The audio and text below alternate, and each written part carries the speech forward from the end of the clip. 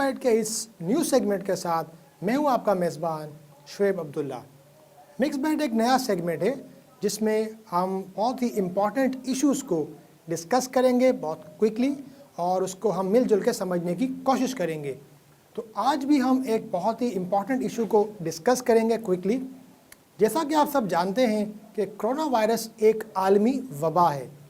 Pandemic ہے، اور دنیا کا ہر ملک اور آلموسٹ ہر شعبہ اس سے متاثر ہوا ہے کسی نہ کسی حد تک۔ اگر ہم بات کریں معیشت کی یا تعلیمی سیکٹر کی، یا ہم بات کریں زراعت کی، یا ہم بات کریں صنعت کی، الغرض تقریباً ہر شعبہ کسی نہ کسی طرح اس جو ہے وبا سے متاثر ہوا ہے۔ اگر ہم اسپیشلی بات کریں پاکستان کی، تو پاکستان بھی آف کورس اس وبا کا شکار ہوا ہے، اور الحمدللہ ہم یہ بھی یہاں پر ایک بات آپ کے سامنے رکھیں گے کہ جو اس کی فرسٹ ویو تھی اس کو ہم نے مل جل کر اور اللہ تعالیٰ کے ایک فضل و کرم سے اس پہ ہم نے کافی حد تک جو ہے وہ قابو پا لیا ہے، لیکن اب اس کی اگین سیکنڈ ویو کی بات چل رہی ہے، اور اسی حوالے سے ایک یہ بھی بات آ رہی ہے کہ دوبارہ لاک ڈاؤن وغیرہ ہونے کا کچھ امکانات ہے، اسمارٹ لاک ڈاؤن اور اس طرح کی کچھ معاملات ہونے والے ہیں۔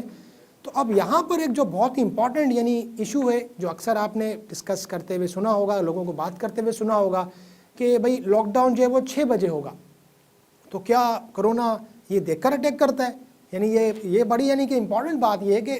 ہمارے ذہن میں یہی بات آتی ہے کہ بھئی کرونا وائرس جو ہے وہ کیا اس سے پہلے اٹیک نہیں کرتا، 6 بجے کے بعد ہی وہ حملہ آور آئے گا؟ اس میں اتنا سینس ہے کہ بھئی اب جو لاک ڈاؤن 7 بجے تو 7 بجے کے بعد کرونا آ جائے گا، یا اکثر ہم یہ سنتے ہیں چلو بھئی بند کرو کرونا آ رہا ہے، کرونا آ رہا ہے۔ تو اس کے پیچھے کیا ڈائنامکس ہیں؟ تو یہ بہت ہی کہ ایک سادہ سی بات ہے، اسے ہمیں سمجھنے کی ضرورت ہے۔ دیکھیں بالکل کرونا وائرس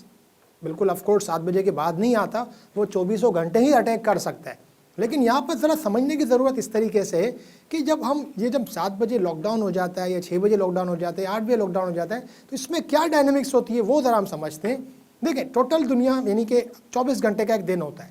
اس میں اگر ہم بات کریں، اگر ایوریج ہم بات کریں تو اس میں ہم اس طرح سے کہہ سکتے ہیں کہ تقریباً ایک ہم میل کی بات کریں، ہم جو مرد حضرات ہیں وہ 14 گھنٹے 14 آورز جو ہے ایوریج اگر ہم بات کریں تو ہم وہ باہر گزارتے ہیں، اپنے گھر سے باہر گزارتے ہیں، چاہے وہ ہم جابس کے سلسلے میں گزاریں، یا اگر ہم اپنے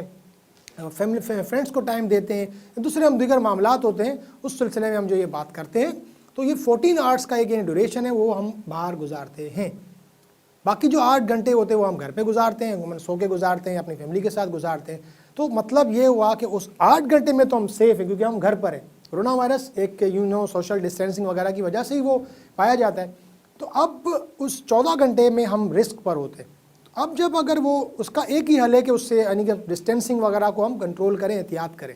تو حکومت جب وہ 6 بجے لاک ڈاؤن کرتی ہے یا 7 بجے لاک ڈاؤن کرتی ہے، اب وہ 14 گھنٹے کون سے ہوتے ہیں؟ عموماً 8 بجے صبح وہ سٹارٹ ہوتا ہے، اگر ہم اپنے 14 گھنٹے کی روٹین جو ہم باہر گزارتے ہیں، عموماً ہمیں ایوریج بات کر رہے ہیں، 8 بجے سے لے کے رات 12 بجے تک عموماً ہم باہر ہوتے ہیں، کام کے سلسلے میں، دوستوں کے پاس، اس طرح کے معاملات۔ تو اگر ہم 6 بجے یا 7 بجے اگر وہ لاک ڈاؤن ہو جاتا ہے، اس کا مطلب کیا ہوا؟ اس کا مطلب یہ ہوا کہ سیدھے 5 یا 6 گھنٹے ہمارے رسک جو ٹائم تھا وہ ہمارا کم ہو گیا، اب کرونا اٹیک 14 گھنٹے کی بجائے 7 یا 8 گھنٹے ہم رسک پر ہے، کرونا کے نشانے پر ہے۔ یہی صرف اس کا مقصد ہے۔ اس کا مقصد یہ بالکل بھی نہیں ہے، غلط فہمی ہے کہ 7 بجے کے بعد ہی وہ اٹیک کرے گا یا 8 بجے کے بعد ہی وہ اٹیک کرے گا، ایسا بالکل بھی نہیں ہے۔ اٹیک وہ سب کرے گا، مقصد صرف اتنا سا ہے کہ اگر وہ لاک ڈاؤن ہوتا ہے تو اس کا مقصد ہے کہ ہمیں 5 یا 6 گھنٹے اس سے محفوظ رکھے۔ اس کی آسان مثال ہم اس طرح بھی سمجھ سکتے ہیں کہ ایک بچہ ہے،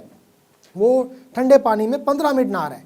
اور ایک بچہ ہے ٹھنڈے پانی میں 30 منٹ تک نہا رہا ہے۔ اچھا، اب بیمار دونوں ہو سکتے ہیں، ٹھنڈے پانی میں بیمار دونوں ہو سکتے ہیں، لیکن زیادہ امکان کس کا ہے؟ آپ کی رائے کیا کہتی ہے؟ زیادہ امکان اس کا ہے جو 30 گھنٹے تک پانی میں نہا رہا ہے، ٹھنڈے پانی میں نہا رہا ہے، جبکہ ایک بچہ جو 15 منٹ میں نہا رہا ہے یقیناً وہ بھی بیمار ہو سکتا ہے۔ لیکن دونوں کو اگر ہم کمپیئر کریں تو رسک فیکٹر جو ہے وہ کس کا کم ہے؟ جو بچہ کم کہ پانی میں موجود ہے اس کا رسک فیکٹر کم ہے۔ یہاں پر بالکل بھی اسی طرح ہے کہ اگر ہم جو ہم نے SOPs دیتے ہیں اور جو ہمیں لاک ڈاؤن کرتا ہے اس میں ہم اگر نہیں جاتے باہر اور اس میں کہ معاملات ہم سنبھال لیتے ہیں اپنے، تو ہمارا بھی بیمار ہونے کا اور اس وائرس کے سامنے آنے کا ہمارے چانسز جو ہے بہت کم ہو جاتے ہیں۔ لہٰذا اس سیگمنٹ کے ذریعے ہماری آپ کو یہی کہ صلاح ہے، ہماری آپ کو یہی مشورہ ہے کہ احتیاط جو ہے اس کو آپ نے بروئے کار رکھنا ہے، اور انشاءاللہ جس طرح ہم نے مل کے اللہ تعالیٰ کے فضل و کرم سے فرسٹ ویو جو تھی کرونا کی اس کو ہم نے ناکام کیا تھا، انشاءاللہ سیکنڈ ویو کو بھی ہم اسی طرح مل جل کے ایک دوسرے کو اویئر کر کے اور ایک دوسرے کے ساتھ تعاون کر کے اللہ تعالیٰ کے فضل و کرم سے ہم سیکنڈ ویو کے اوپر بھی اس کو کنٹرول کر لیں گے۔ اور سب سے امپورٹنٹ بات